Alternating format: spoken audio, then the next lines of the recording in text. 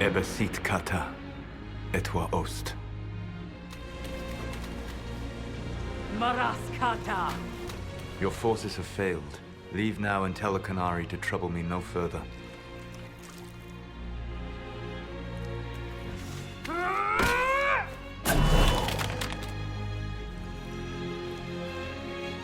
Solas.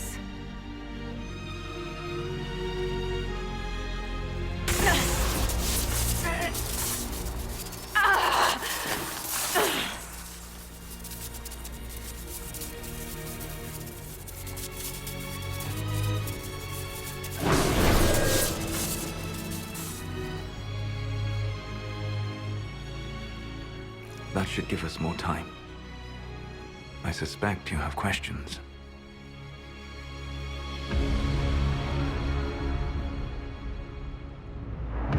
The Qunari believe you're an agent for someone who has taken the name Fen'Harel. The Qunari reject myth and legend. If you told them of your meeting with Mythal, they would attribute it to a demon. I am no one's agent but my own. I fear that the truth is much simpler and much worse than the Qunari believe. You're Fen'Harel. I was Solas first. Fen'Harel came later. An insult I took as a badge of pride. The Dread Wolf inspired hope in my friends, and fear in my enemies. Not unlike Inquisitor, I suppose. And now you know. What is the old Baelish curse? May the Dread Wolf take you?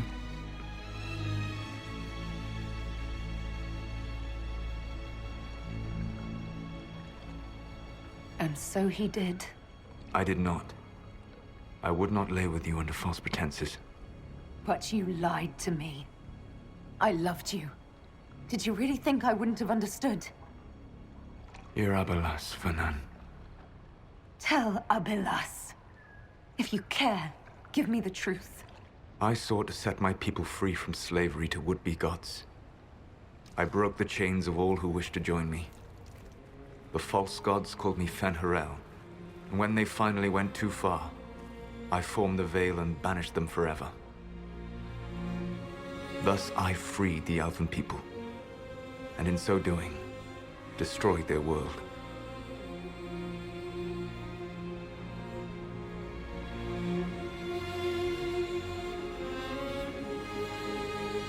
You said that the Elven gods went too far. What did they do that made you move against them? They killed Mythal. A crime for which an eternity of torment is the only fitting punishment. I thought Mythal was one of the Evenuris. She was the best of them. She cared for her people. She protected them. She was a voice of reason. And in their lust for power, they killed her.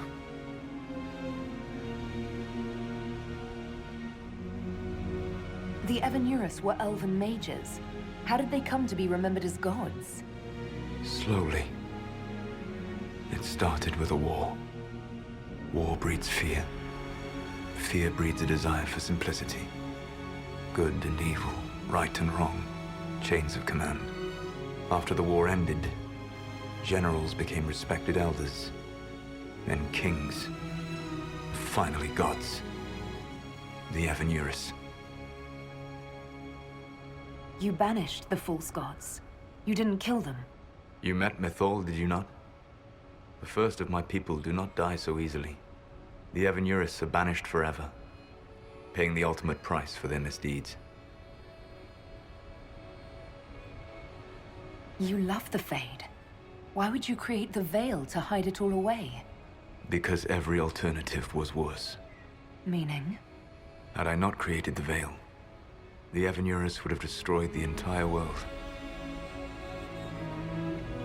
How did creating the Veil destroy the world? You saw the remains of Via Dathara. The library was intrinsically tied to the Fade, and the Veil destroyed it.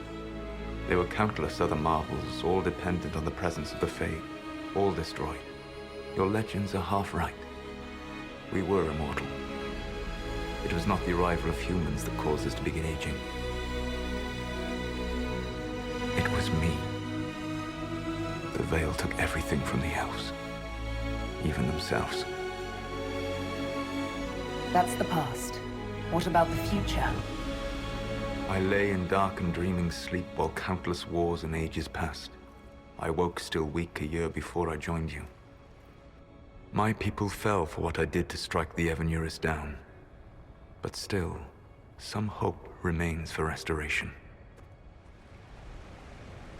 I will save the Elven people, even if it means this world must die.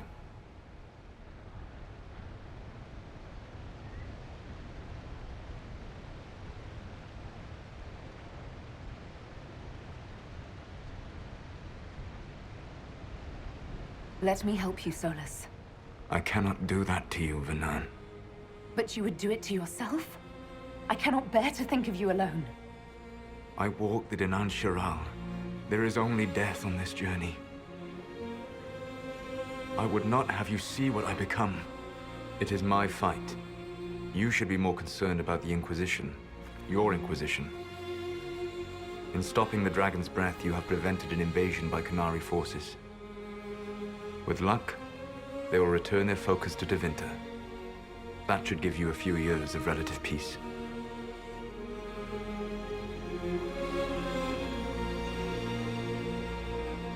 The Qunari said the Inquisition was unknowingly working for agents of Fen'Harel. I gave no orders. You led us to Skyhold. Corypheus should have died unlocking my orb. When he survived, my plans were thrown into chaos. When you survived, I saw the Inquisition as the best hope this world had of stopping him. And you needed a home. Hence, Skyhold.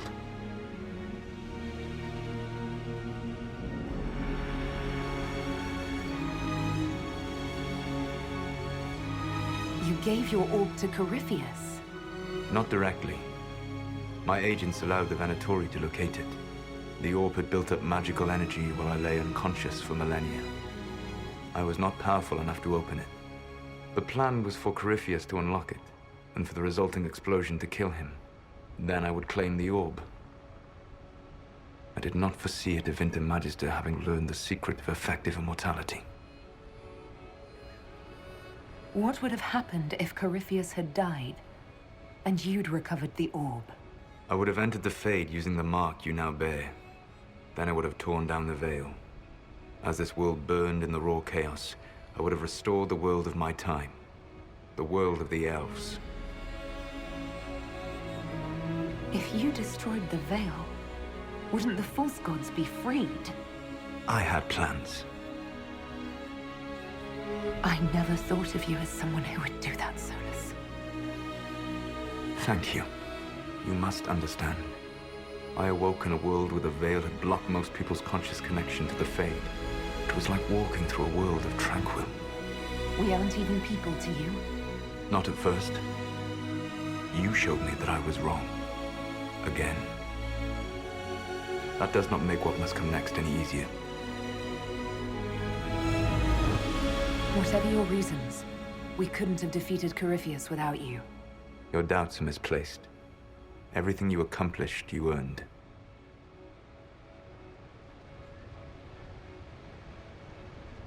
You control the Illuvians now. Yes. You remember Briala from Halam Shiral? For a time, she controlled part of the labyrinth. One of my agents was supposed to take it from her, but he did not succeed. I had to override the magic personally. The Qunari stumbled upon this section independently. With them gone, the Illuvians are now mine. What's wrong with the Inquisition? You created a powerful organization, and now it suffers the inevitable fate of such. Betrayal and corruption. It's not that simple. Do you know how I discovered the Qunari plot? The plot I disrupted by leading them to your doorstep. The Qunari spies in the Inquisition tripped over my spies in the Inquisition. The Elven Guard who led you to the Qunari body? Who intercepted the servant with the Gatlock barrel? Mine. Why bother disrupting the Qunari plot if you're going to destroy the world regardless? You have shown me that there is value in this world, Inquisitor. I take no joy in what I must do. Until that day comes, I would see those recovering from the breach free of the Qun. Why? Because I am not a monster. If they must die, I would rather they die in comfort. In any event, it is done. I guess we owe you for that one too. I hope it gives your people some final peace. There's still the matter of the anchor. It's getting worse. I know, Venan. And we are running out of time.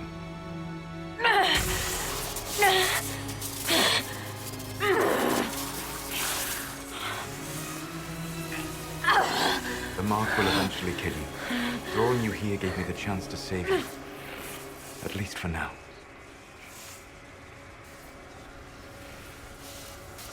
Solus. Valath Vir Suladin. I wish it could, Venan. My love.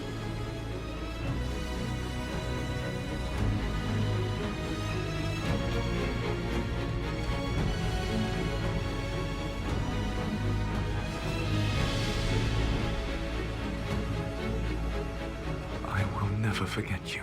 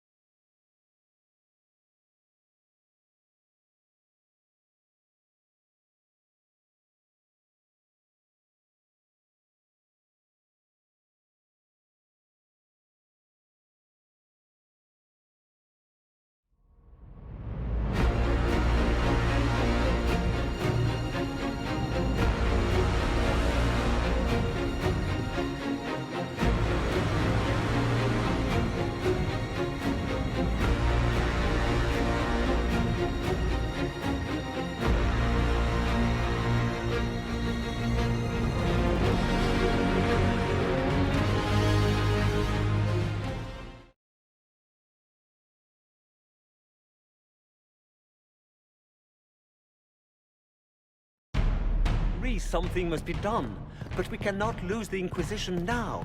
We stand on the brink of war with the Qunari. Yes, because this Solas provoked them in the first place. The Inquisition did not cause this threat. We informed the Summit of the danger. The danger posed by Qunari spies inside your organization. Without our organization, you would not be alive to complain. No one has forgotten what you have done. But Corypheus is 2 years dead.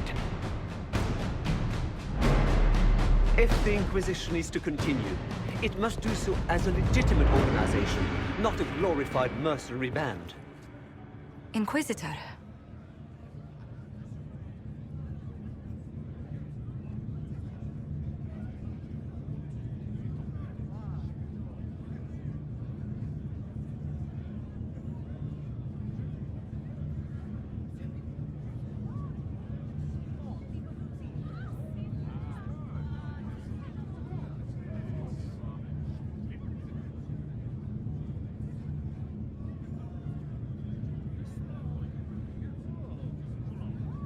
You all know what this is?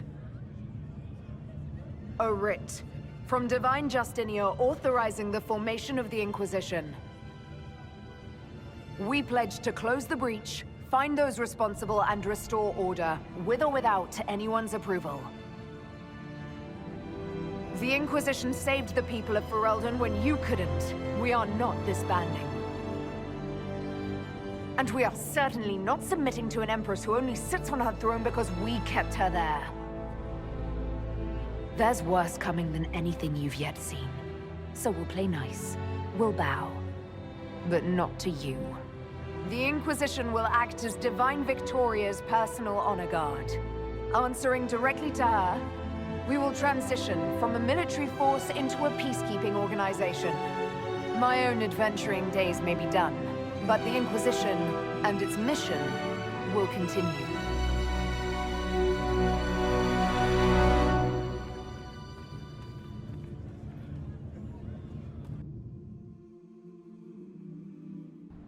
Such changeable weather this season.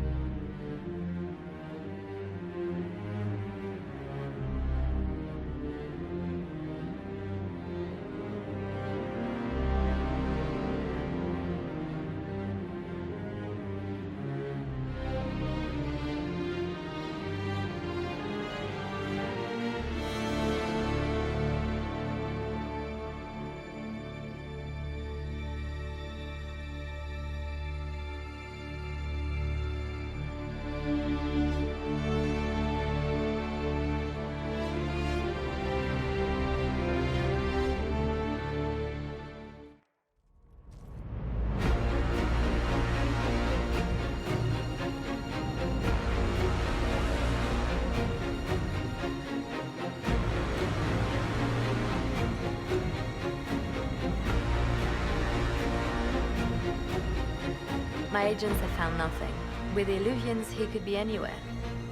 Maintaining the Inquisition, even as a peacekeeping force, leaves us vulnerable to agents of the Dread Wolf. But also gives us the strength to respond. We will need to be careful. Solus knows everything about us. Who we are, how we work, our strengths and weaknesses. Then we find people he doesn't know. We will save our friend from himself. If we can.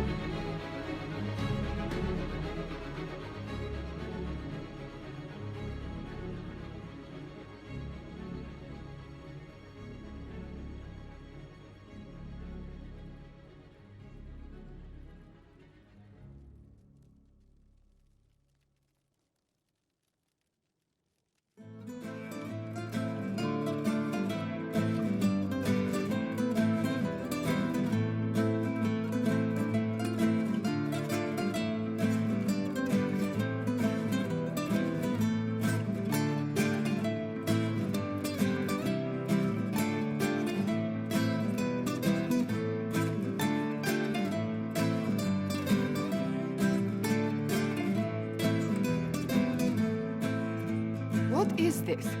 A new book? All this shit is weird. Oh, Varric, that is a terrible title. What are you even thinking?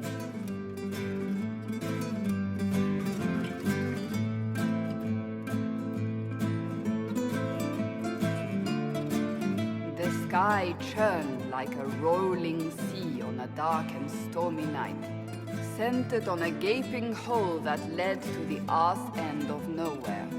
A hole that spit up many things that day, comets, demons, and a whole lot of trouble. It's about the Inquisition.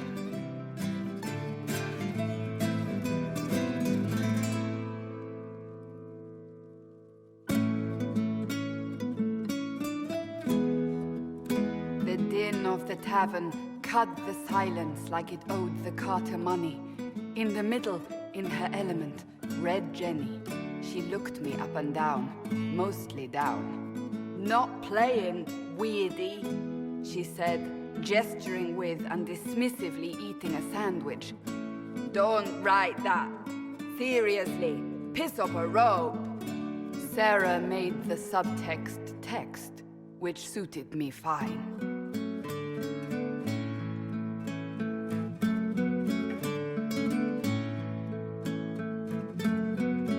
The court enchanter swirled into the room like a drop of beautiful poison spreading in a wineglass. She sized me up with a glance. "I'm so glad you made it, my dear," she said. "I am Madame de Fair, the most terrifying person you shall ever meet.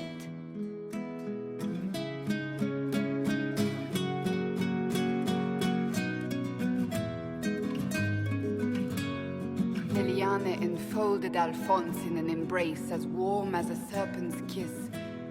I always knew I could count on your support. The Count did not feel the bite of her poisoned dart until it was too late. Even if it requires your death.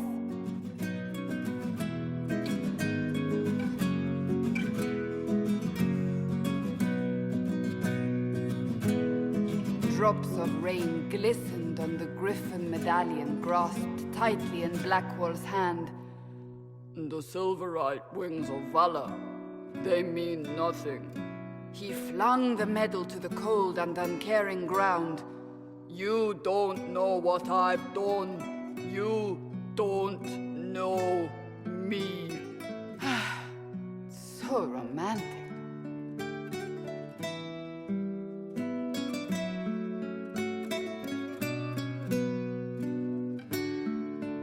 Cole moved like a shadow that also moved like a knife.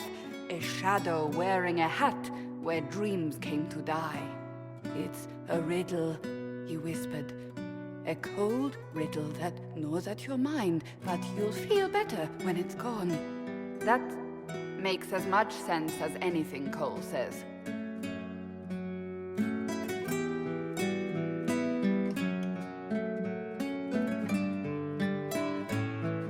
Do you place your herald above the law, Ambassador? Whose law, my lady? Josephine's eyes glittered like angry opals. The law destroyed by rebellion, by civil war, by poor fiscal management. We are the law.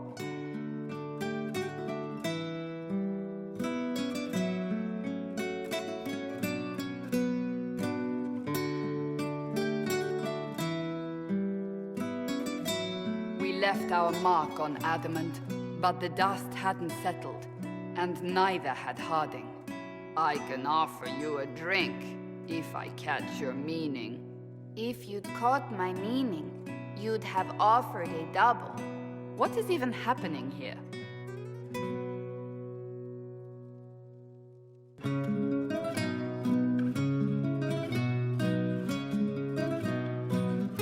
The Iron Bull was a great slab of muscle with horns that could hang a tapestry. One eye scanned for threats, while the other hid behind an eye patch like a chantry sister's old sins. Come on, he barked, not looking back as he entered. The dancer with the great rack comes on in 5. That is spot on, actually.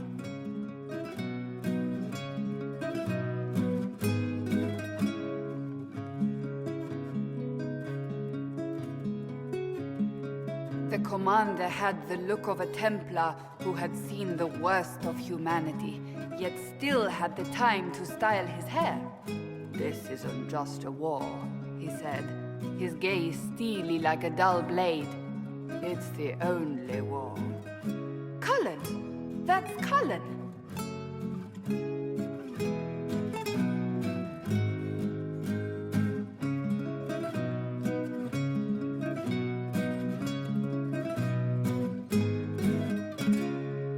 The mage wore a class of handsome sneer cultivated by 1,000 years of Tevinter elitism. The name's Dorian, he glared. D-O-R-I-A-N.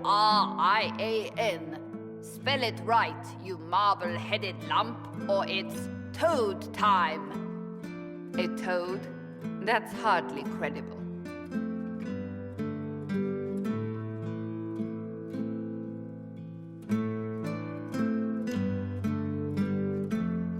The bold elf spun, mage staff crackling like the city after a good man's murder. You're crazy, the Red Templar cried in terror. Moonlight glinted off ears like the knives you never see coming. Better to fade out than burn away.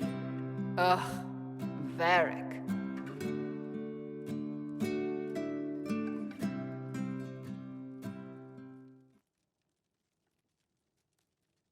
Wait, where am I? I don't... Oh, here it is. The Seeker clutched at my vest, her tears as desperate as they were pitiful. Varric, I was wrong about everything, she sobbed. Could you find it in your noble heart to forgive me? That dwarf, he put me in the book! I'm in the book! I am reading the shit out of this!